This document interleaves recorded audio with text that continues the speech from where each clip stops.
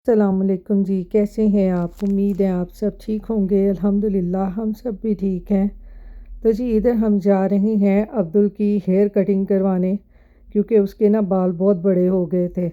तो यहाँ पर जी हम बार्बर शॉप पे पहुँच चुके हैं अब्दुल के हेयर कटिंग करवाने के लिए। तो अब्दुल का हेयर कट करवा के अब हम आ गए हैं वालमार्ट। यहाँ से मेरे हस्बैंड ने अपनी गाड़ी का ऑयल लेना था, तो फिर हम चलेंगे घर। तो इधर जी आज मैं बच्चों की फ़ेवरेट डिश बनाने लगी हूँ। बल्कि बच्चों की तो नहीं, ये तो सब बड़ों की भी फ़ेवरेट डिश है, क्योंकि आजकल जो है ना हर घर में ही पिज़्ज़ा बड़े शौक़ से खाया जाता है। और यहाँ पर हम लोग प्लेन पिज़्ज़ा तो बाहर से खा लेते हैं, लेकिन जो स्टफ़ पिज़्ज़ा होते हैं ना हम वो नहीं खाते, क्योंकि आपको पता है उसमें उन्होंने चिकन वगैरह की कि पता नहीं दूसरे उसकी मीट वगैरह की उन्होंने फ़िलिंग की होती है, तो हम उसको लाइक नहीं करते ना। तो इसलिए मैं ये चिकन वगैरह का जो पिज़्ज़ा बनाना हो ना फिलिंग वाला, तो मैं अब्दुल को घर ही बना कर देती हूँ। तो आज ही मैं बना रही हूँ चिकन सैंडविच शवारमा पिज़्ज़ा। उसके लिए मैं सबसे पहले डो बना लूँगी। डो के लिए मैंने 1 कप नीम गर्म दूध लिया है, उसको बाउल में डालकर उसमें 1 टीस्पून शुगर डाल दी थी, और मैंने 1 साशे ईस्ट का डालकर उसको 5 मिनट के लिए राइज़ होने के लिए रख दिया था। और जब मेरी ईस्ट राइज़ हो गई थी, तो तब मैंने उसमें ये डाल दिए हैं 2 कप मैदे का, और हाफ़ टी स्पून नमक का, और 2 टेबलस्पून भर के ड्राई मिल्क के। ड्राई मिल्क इस तरह डो में डालने से ना डो बहुत सॉफ्ट बनती है। आप ये ट्राई करके देखिएगा, तो आपकी डो भी बहुत ही सॉफ्ट बनेगी। और इसको मैं अच्छे तरीके से अब गूंद लूँगी सब चीज़ों को मिक्स करने के बाद। तो यहाँ पर मुझे आटा थोड़ा सा पतला लगा था, तो मैंने इसमें 2-3 टेबलस्पून और मैदे के डालकर इसको अच्छे तरीके से गूंद लिया है। तो ये देखें जी, डो जो हमारी है अब बिल्कुल भी हाथों को नहीं चिपक रही। तो हमारी जो डो है वो बिल्कुल तैयार हो चुकी है। तो अब इसके ऊपर मैं लगाऊंगी थोड़ा सा ऑयल। ऑयल लगाने के बाद इसको मैं 2 घंटे के लिए कवर करके रख दूंगी, ताकि जो डो हमारी है अच्छी तरह से राइस हो जाए।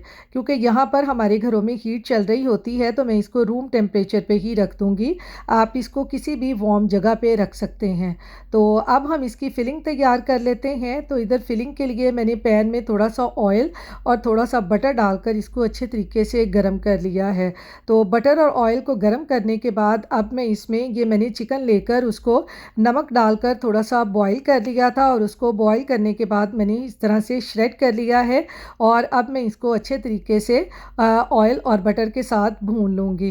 तो चिकन को भूनने के बाद अब मैं इसमें डाल दूँगी 2 टेबलस्पून भर के सिरका, और इसके साथ ही मैं इसमें डाल दूँगी थोड़ी सी काली मिर्चें और थोड़ा सा नमक। काली मिर्च और जो नमक है वो मैंने सिर्फ हाफ टी स्पून के बराबर ही डाला है, मैंने ज़्यादा नहीं डाला। अब मैं इसमें डाल दूँगी ये थोड़ी सी सोया सॉस, और फिर मैं डाल दूँगी थोड़ी सी इसमें ये हॉट सॉस, और फिर इसको मज़ीद स्पाइसी बनाने के लिए मैंने इसमें ना थोड़ी सी चिली सॉस भी डाल दी। अगर आप ज़्यादा स्पाइसी नहीं खाना चाहते, तो आप चिली सॉस या हॉट सॉस में से एक को आप स्किप कर सकते हैं, यानी चिली सॉस डाल लें, हॉट सॉस ना डालें। तो उसके साथ फिर मैंने ये डाल दी है थोड़ी सी टमाटो पेस्ट और थोड़ी सी टमाटो केचप। और अब मैं इन सब चीज़ों को चिकन के साथ अच्छी तरह मिक्स कर लूँगी। क्या इसकी खुशबू आ रही थी कि मैं आपको बता नहीं सकती। और इसकी मज़ीद खुशबू बढ़ाने के लिए मैंने इसमें ये थोड़ा सा ऑरिगेनो भी डाल दिया था के लिए, क्योंकि हम पिज़्ज़े की फिलिंग तैयार कर रहे हैं, तो उसमें ऑरिगेनो तो लाजमी डालेंगे ही। तो यहाँ पर इसमें मैंने हाफ़ टी स्पून डाल दी हुई थी लाल कुटी हुई मिर्चें, और इसके बाद मैंने इसमें डाल दिया था हाफ़ टी स्पून लहसुन powder, half tea spoon onion powder, और हाफ़ टी स्पून ही अदरक पाउडर का। अगर आपके पास ये ना हो तो आप स्किप कर सकते हैं, और या इसकी पेस्ट भी डाल सकते हैं लहसुन अदरक की। तो इन सबको मैंने अच्छे तरीके से मिक्स कर लिया था। मिक्स करने के बाद अब मैं इसमें ऐड कर दूंगी थोड़ी सी ये ग्रीन और रेड बेल पेपर।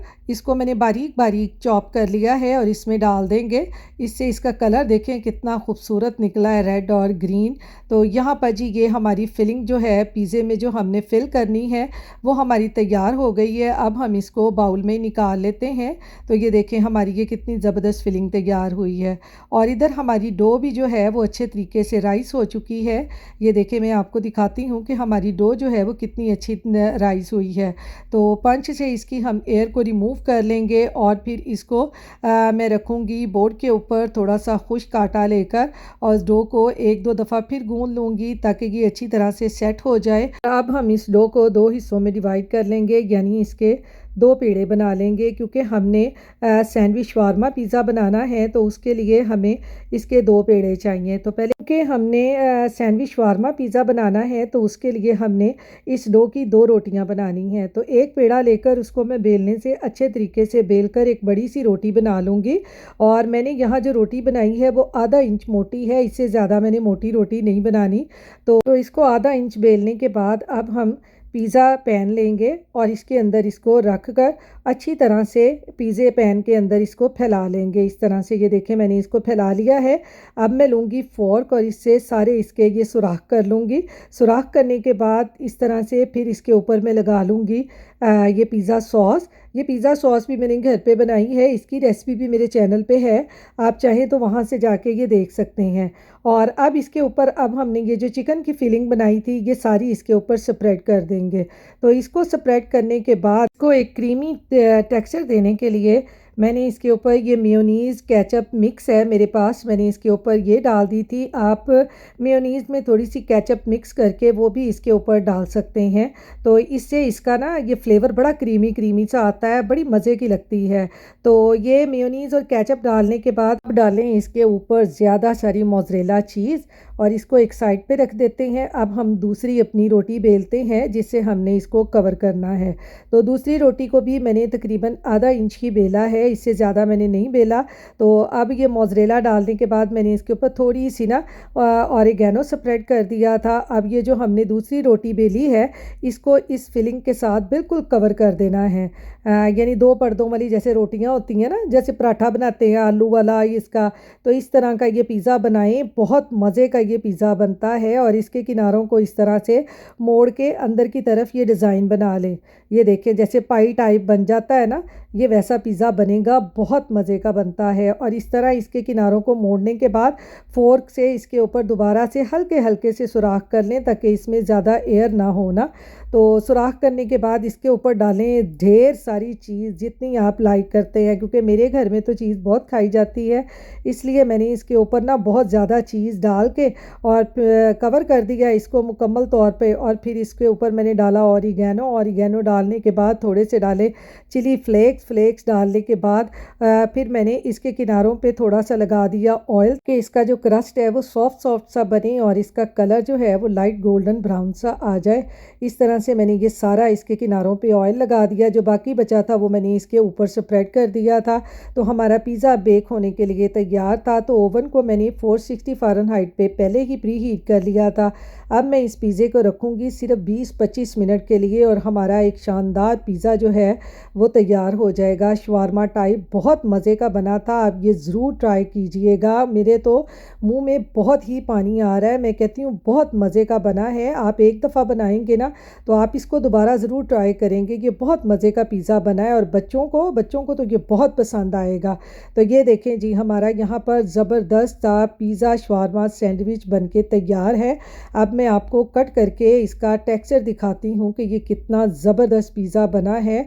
आप रमज़ान में इसको ज़रूर ट्राई करें, ये बहुत मज़े का बना है। ये देखें कितना चीज़ी, कितना क्रीमी, बड़ा ज़बरदस्त ये पिज़्ज़ा बना है। ये देखें ज़रा इसका टेक्सचर देखें कितना ज़बरदस्त है।